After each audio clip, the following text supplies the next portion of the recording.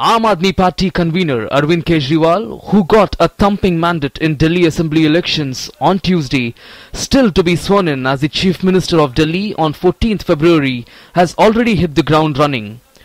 On day 2 of his reaching out to the centre, he called on the Prime Minister at his residence. In the 15-minute meeting, the Aam Aadmi Party convener discussed the issue of full statehood for Delhi, a topic that follows Delhi Lokpal Bill and the Swaraj Bill at number 3 in the party manifesto. Party leader and close aide Manish Sisodia accompanied Arvind Kejriwal. Briefing the media after the meeting, he said Prime Minister assured that he will look into the issue.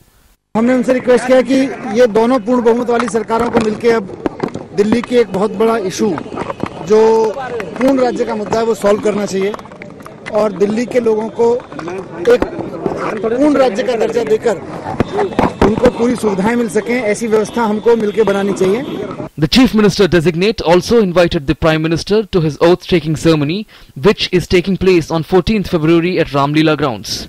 But the Prime Minister expressed his inability to attend owing to prior engagements.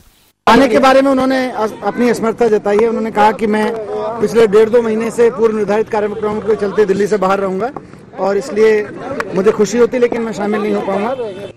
On Wednesday, Arvind Kejriwal had met 2 key cabinet ministers, Home Minister Rajnath Singh and Urban Development Minister Venkaiah Naidu, where various issues including the issue of full statehood for Delhi, land for building more schools and colleges, the issue of Delhi police working under the Home Ministry and unauthorized colonies in the city came up.